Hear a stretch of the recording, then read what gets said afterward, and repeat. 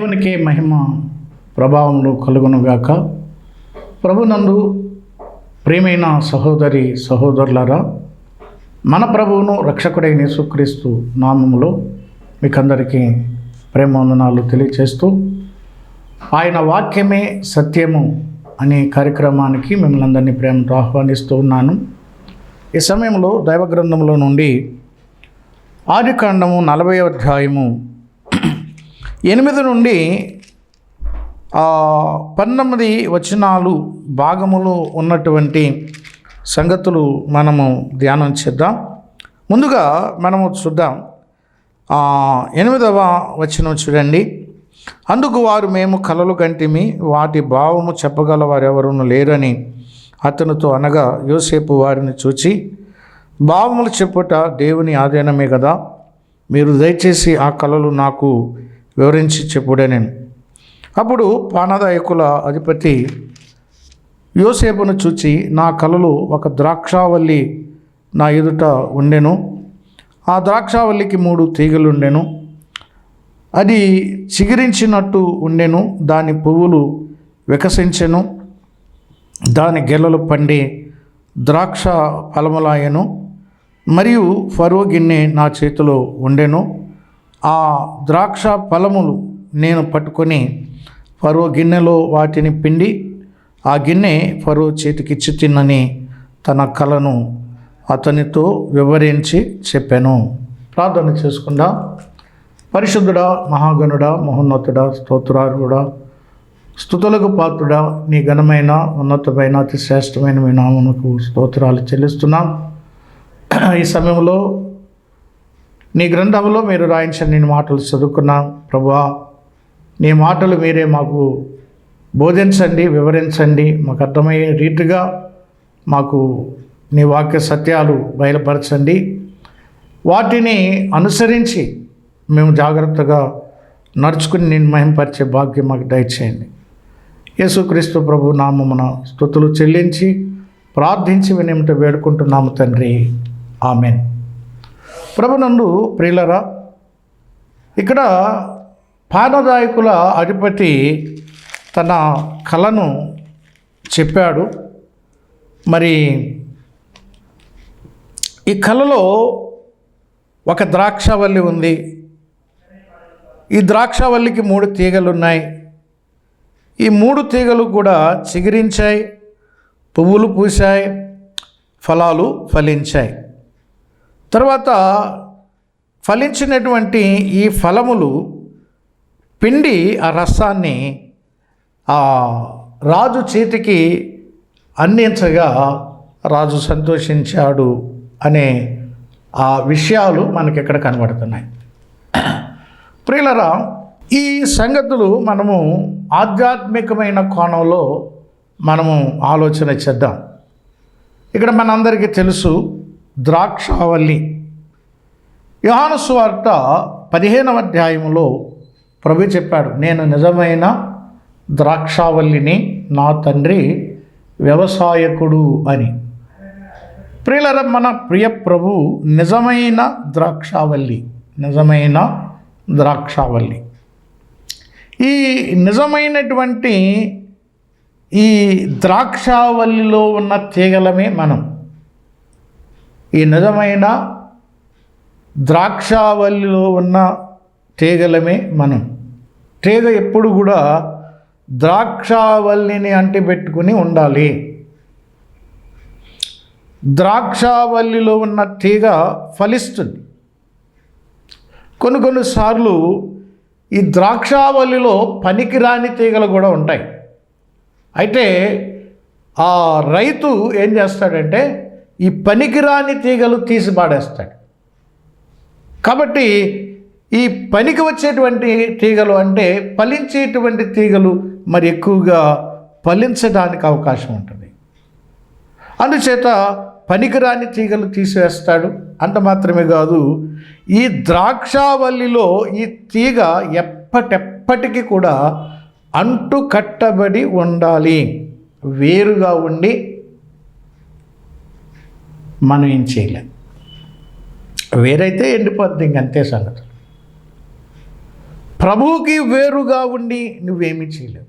ఆ మాటలే మనము యోహాను సువార్త 15వ అధ్యాయం 1 నుండి 16 వచనాలు చదువుకుంటే విషయాలు మనకి అర్థమవుతాయి ప్రియులారా. ఇక్కడ చూడండి, ద్రాక్షావల్లి మన ప్రభు అయిన యేసుక్రీస్తు వారు. ఇక్కడ ఈ ద్రాక్షావల్లికి 3 తీగలు ఉన్నాయి. 3 తీగలు. ఈ 3 తీగల గురించి మరి యోసేపు చెప్పిన భావం ఏంటంటే 3 దినములు అన్నాడు. 3 దినములు, 3 రోజులలోగా నీకు ఉద్యోగం వస్తుంది అన్నాడు. ఈ 3 దినముల గురించి ఒక దైవజనుడు మరి ఏ విధంగా వ్యాఖ్యానించాడంటే, మానవుని జీవితము 3 దశలుగా ఉంటుంది. మొదటి దశ బాల్యము, రెండవ దశ యవ్వనము, మూడవ దశ వృద్ధాప్యం. మానవునికి 3 దశలు ఉన్నాయి. 1 బాల్యము, 2 యవ్వనము, 3 వృద్ధాప్యం. తర్వాత ఇక్కడ 3 తీగలు మరి చిగురించాయి, పుష్పించాయి, ఫలించాయి. 3 చిగురించాయి, పుష్పించాయి, ఫలించాయి. ప్రియులరా, విశ్వాసి ఈ 3 అనుభవాలు గుండా వెళ్ళాలి. ఏ దశలోనైనా సరే, బాల్యంలో ఉన్నావా, యవ్వనంలో ఉన్నావా, వృద్ధుడవా, నువ్వు ఏ దశలో ఉన్నప్పటికీ కూడా నీవు చిగురించాలి, నీవు పుష్పించాలి, నువ్వు ఫలించాలి. ప్రియులారా, చిగురు పెట్టుట అనేది చాలా దీవెనకరమైనటువంటి సంగతి అండి. దీవెనకరమైన సంగతి. ఎలా చిగురిస్తాం మనం? ఎలా ఉంటే మనము చిగురు పెడతాం? చూడండి, దేవుని గ్రంథములో చూడండి, కీర్తన గ్రంథం 92వ కీర్తన, 92వ కీర్తన గ్రంథం 12వ వచనం నుండి చూద్దాం. నీతిమంతులు ఖర్జూర వృక్షము వలె మొవ్వు వేయుదురు, లెబానోను మీది దేవదారు వృక్షము వలె వారు ఎదుగుదురు. వారు యెహోవా మందిరములో నాటబడిన వారై వారు మన దేవుని ఆవరణములలో వర్ధిల్లుదురు. ప్రియులరా, చూడండి, ఇక్కడ ఏం చెప్తున్నాడు? నీతిమంతులు. ఎవరు నీతిమంతులు?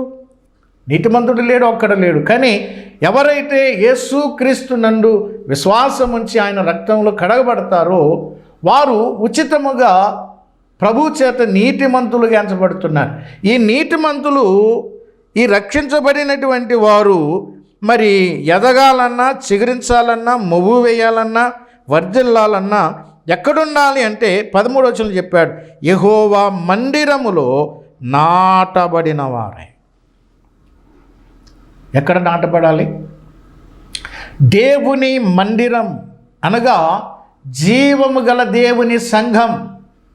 మందిరం అంటే ప్రియులరా, మనము కూడుకోవడానికి కట్టుకున్న బిల్డింగులు కాదు, బిల్డింగులు మందిరాలు కాదు ప్రియులరా. జీవము గల దేవుని సంఘమే దేవుని మందిరం. అక్కడ విశ్వాసి నాటబడాలి. ఒక మొక్కను మనం నాటినప్పుడు ఆ మొక్క అట్లాగనే స్థిరంగా ఉంటుందండి, అది ఏమో అటు ఇటు కదలదు. కాబట్టి విశ్వాసి సంఘములో నాటబడిన ఒక మొక్కలాగా దేవుని మందిరములో, సంఘములో ఉండాలి అని ఇక్కడ చెప్పబడతా ఉంది. అప్పుడే నువ్వు చిగురు పెడతావు, చిగురిస్తావు. ఈ చిగురు పెట్టుట అనేది దీవెనకరమైంది ప్రియులారా. ఇప్పుడు చూడండి, మొక్క బతికిందా చచ్చిందా అని తెలియాలంటే మనం ఏం చూస్తాం? అది చిగురుస్తుంది అనుకోండి, బతికింది, పర్లేదు, ఇది పెరుగుద్ది, ఇది కాస్తుంది అని మనం నిర్ణయించుకుంటాం. అట్లాగనే చిగురు పెట్టుట అనేది నీకు జీవమున్నది అని లెక్క, నువ్వు జీవించుచున్నావనే లెక్క. కాబట్టి చిగురు పెట్టుట అనేది మరి ఆశీర్వాదకరం, అది జీవముతో కూడినది, జీవమున్నది అని మనకు అర్థమవుతా ఉంది ప్రియులారా. కాబట్టి ఎక్కడుంటే మనం చిగురు పెడతాం తెలుసా? మందిరములో, జీవము గల దేవుని సంఘములో. కొంతమంది సంఘానికి క్రమంగా రారు, నియామక కూటాలకి క్రమంగా రారు, అందుకని వీళ్ళకి చిగురు ఉండదు, వీళ్ళకి అభివృద్ధి ఉండదు, వీళ్ళలో ఫలాలు ఉండవు, ఇంకన్నీ. అసలు చిగురు పెట్టడం అంటే జీవం ఉంది నీలో అని లెక్క. నువ్వు నిజంగా చూడండి, ప్రభు 7 సంఘాలకు ఉత్తరం రాస్తూ ఒక సంఘం గురించి అన్నాడు, నీవు జీవించుచున్నావన్న పేరు ఉన్నది కానీ నువ్వు మృతుడవే అన్నాడు. ఇలాగ కొంతమంది క్రియలు లేని విశ్వాసం మృతము అన్నట్టు వీరు మృత విశ్వాసులు. ఎందుకంటే వీరు సంఘములో నాటబడిన వారుగా లేరు. చిగురు పెట్టుట అనేది శ్రేష్టమైనది. ఎవరు చిగురు పెడతారంటే సంఘములో నాటబడిన వారు. ఇక రెండవది ఏంటంటే పువ్వులు అలంకారం కోసం ఉపయోగిస్తాం కదండి. ఒకటి అలంకారం కోసం, రెండవది సువాసనిస్తాయి. కొన్ని పువ్వులు చాలా సువాసనిస్తాయి. ఈ 2 లక్షణాలు విశ్వాసంలో ఉండాలి. అలంకారం అంటే ఇప్పుడు చూడండి, చాలామంది స్త్రీలు ఏం చేస్తారంటే పువ్వులు తలలో అలంకరించుకుంటారు అందం కోసం. అయితే స్త్రీలకు ఉండవలసినటువంటి అలంకారాలు పువ్వులు కాదు. మరి ఏమి అలంకారాలుగా ఉండాలి? ఇక్కడ చూడండి, పేతురు రాసిన మొదటి పత్రిక 3వ అధ్యాయంలో 3వ వచనం నుంచి చూస్తే, జడలు అల్లుకొనుటయు, బంగారు నగలు పెట్టుకొనుటయు, వస్త్రములు ధరించుకొనుటయు అను వెలుపటి అలంకారము మీకు అలంకారముగా ఉండక, సాధువైనట్టియు మృదువైనట్టియునైన గుణమును అక్షయ అలంకారము గల మీ హృదయపు అంతరంగ స్వభావము మీకు అలంకారముగా ఉండవలెను.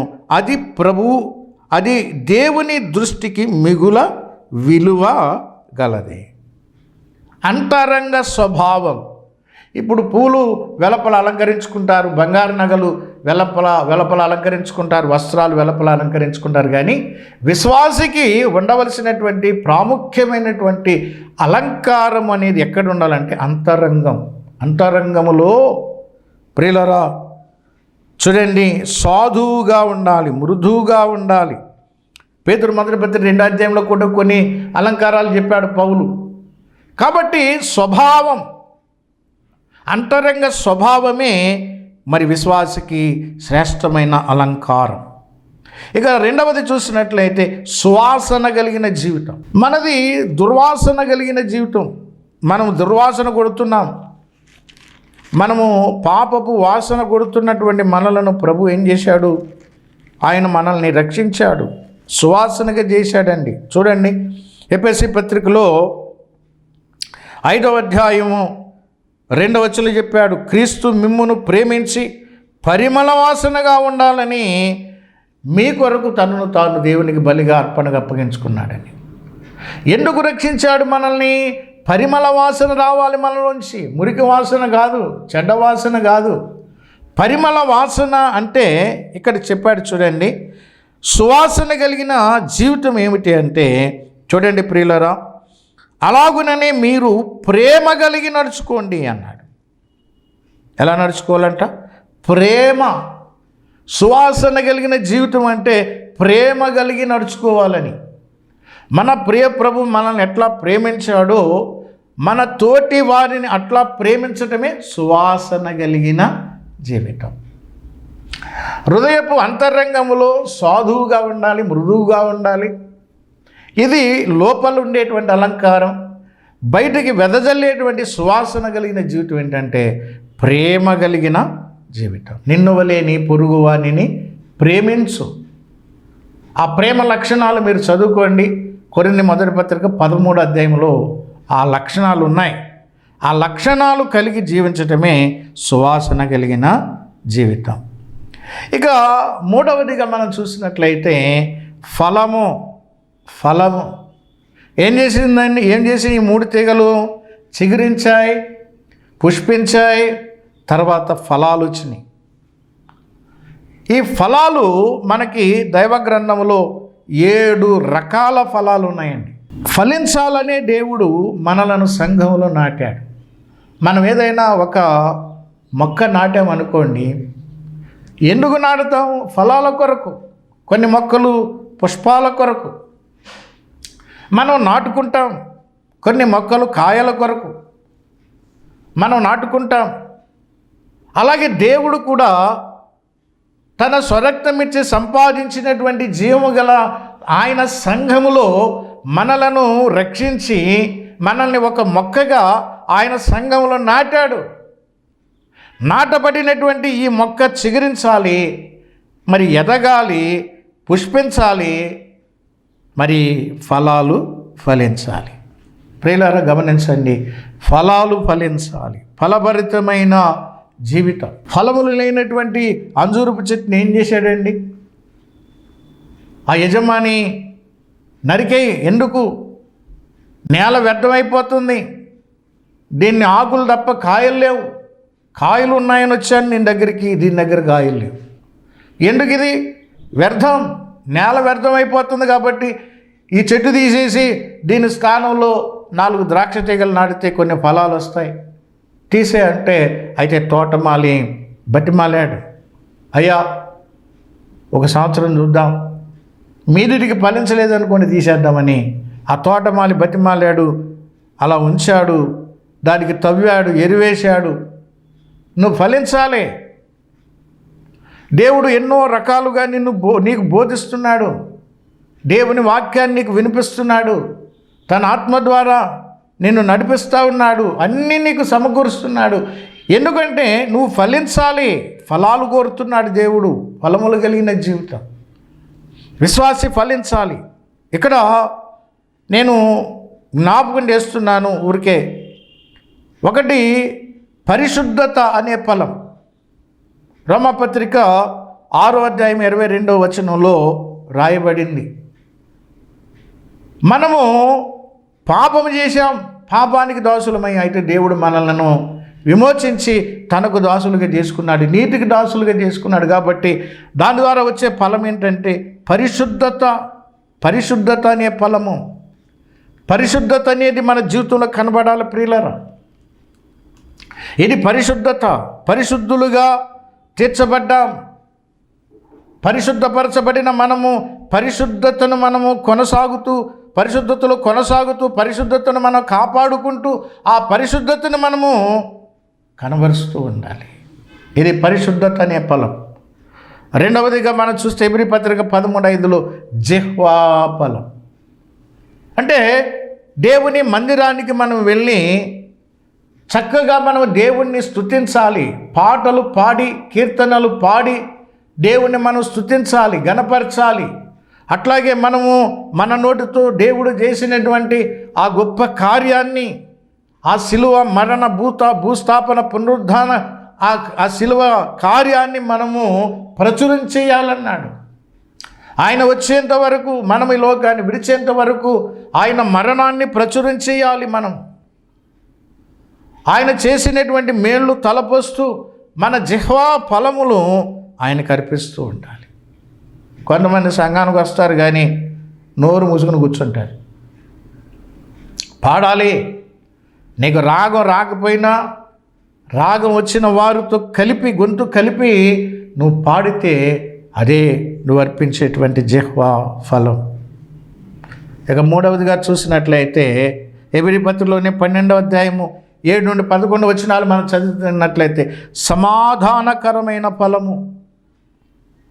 ఎందుకంటే దేవుడు మనల్ని క్రమశిక్షణ చేసినప్పుడు, దేవుడు మనల్ని గద్దించినప్పుడు, ఆ గద్దింపుకు, ఆ శిక్షకు మనము లోబడినట్లయితే మనకు సమాధానకరమైన ఫలము మనలో వస్తుంది. అది మనకే మేలు. ఈ సమాధానకరమైనటువంటి ఫలము మనము ఫలించాలంటే ప్రియులరా, మనం ఆయన క్రమశిక్షణకు లోబడాలి. శిక్ష కాదు, క్రమశిక్షణ. మనకు శిక్ష తప్పింది, అయితే మనం ఈ లోకంలో ఉండగా మనం తప్పు చేస్తే, మరి పొరపాటు చేస్తే మనల్ని దేవుడు క్రమపరచడానికి శిక్షించేటువంటి శిక్షలు కొన్ని ఉన్నాయి.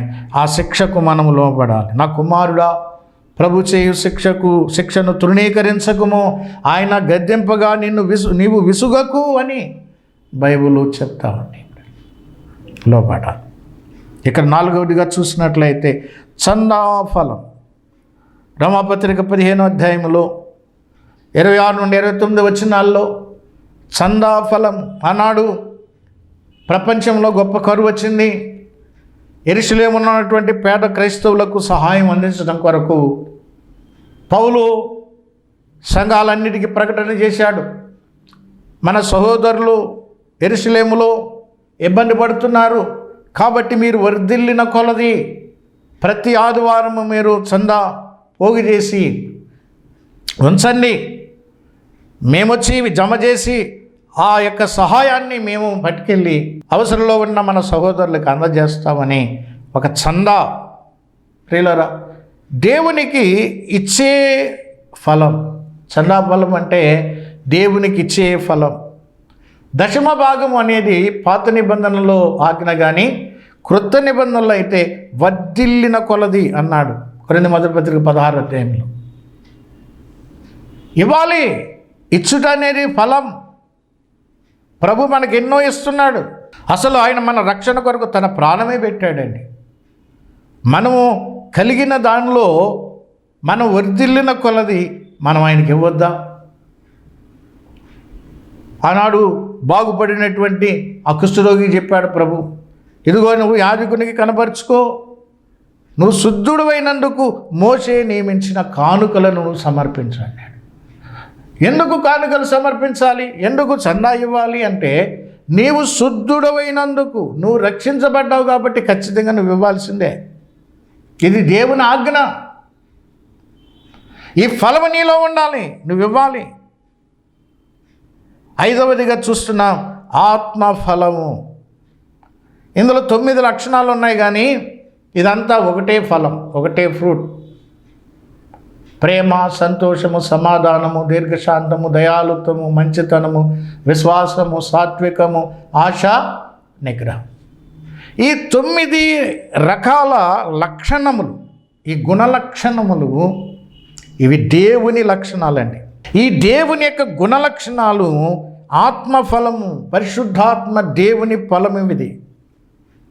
ఇవి మనము ఫలించాలి. ఎందుకంటే మనము దేవుని ఆత్మను పొందాం, దేవుని ఆత్మ చేత నడిపించబడుతున్నాం. దేవుని ఆత్మ మనలను ఆదరిస్తున్నాడు, మనలను సిద్ధపరుస్తున్నాడు. కాబట్టి పరిశుద్ధాత్మను పొందిన మనము ఈ ఫలము ఫలించాలి. ఈ 9 లక్షణాలు కూడా మనలో ఉండాలి ప్రియులారా.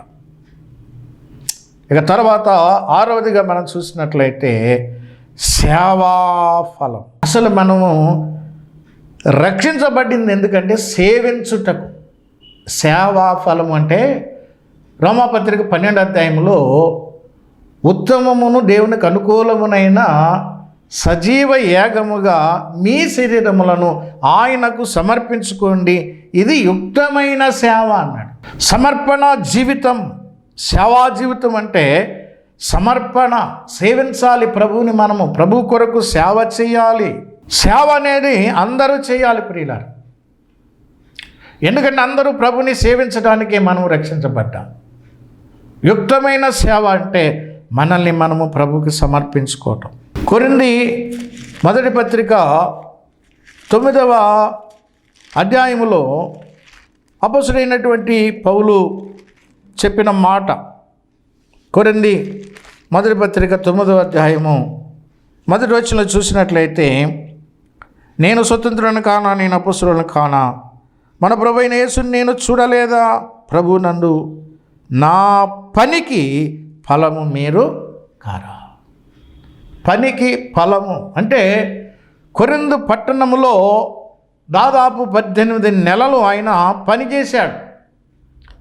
ఆయన 18 నెలలు పనిచేసిన ఆ పనికి ఫలం ఏంటంటే ఒక సంఘం ఏర్పడింది ప్రియులారా. అదే సేవా ఫలం.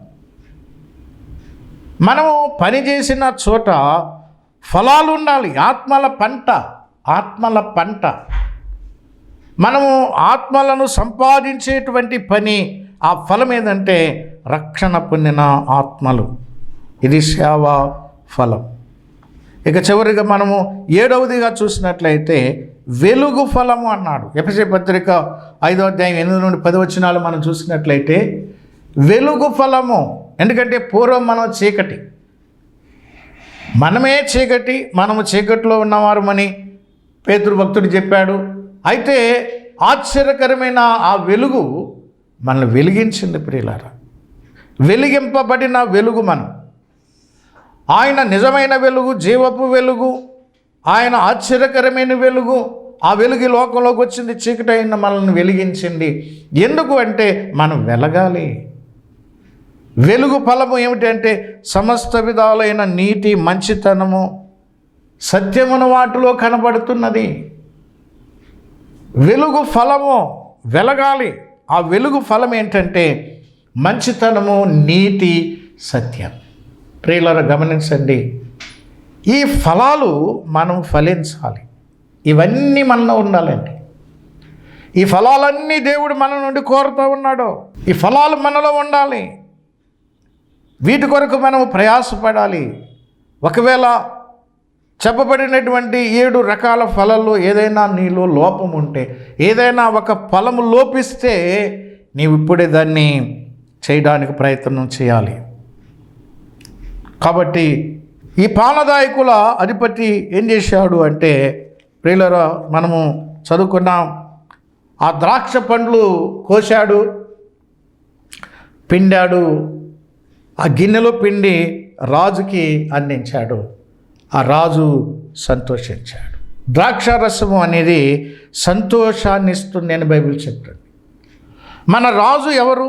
ఆనాడు ఆ పానదాయకుల అధిపతికి రాజు ఫరో, కానీ ఈనాడు మన రాజు మన ప్రియ ప్రభువే. ఇదిగో ఈ పండ్ల రసాన్ని, ఈ ఫలాలను మన ప్రభువుకి సమర్పిస్తే మన ప్రభువు వీటిని బట్టి సంతోషిస్తాడు. ప్రియులారా గమనించండి, మనం ఈ లోకంలో ఎవరి కొరకు బ్రతకాలంటే ప్రభు కొరకు బ్రతకాలి. ప్రభు సంతోషం కొరకు మనం బ్రతకాలి. మన సంతోషం కొరకు కాదు, మనుషులను సంతోషపెట్టడం కొరకు కాదు, మన సంతోషం కొరకు కూడా కాదు. మనలను రక్షించడానికి ఆ సిలువలో ప్రాణం పెట్టి తిరిగి లేచినటువంటి యేసుక్రీస్తు ప్రభువారిని సంతోషపెట్టడం కొరకే మనం ఈ లోకంలో బతకాలి. అలా బతకాలి అంటే ఇదిగో ఈ ఫలాలు కలిగినటువంటి ఫలభరితమైనటువంటి జీవితము మనం జీవించాలని ప్రభు మనకి జ్ఞాపకం చేస్తూ ఉన్నాడు. దేవుడు అట్టి కృప మనకు దయచేయను గాక. పరిశుద్ధుడా, ప్రేమ కలిగిన మా తండ్రి, నీకు స్తోత్రాలు. మీరిచ్చిన ఈ సందేశమును బట్టి స్తోత్రాలు చెల్లిస్తున్నాం. విన్న వాక్య సత్యాలు మా హృదయంలో భద్రపరుచుకొని మీ కొరకు చిగురించేవారముగా, పూసేవారముగా, ఫలించేవారంగా, మిమ్మలను సంతోషపెట్టేవారంగా ఉండేటట్లు మిమ్మల్ని ఆశీర్వదించి దీవించమని, మహిమ పొందమని యేసు ప్రభు నామములో ప్రార్థించి వేడుకుంటున్నాము తండ్రి. ఆమేన్.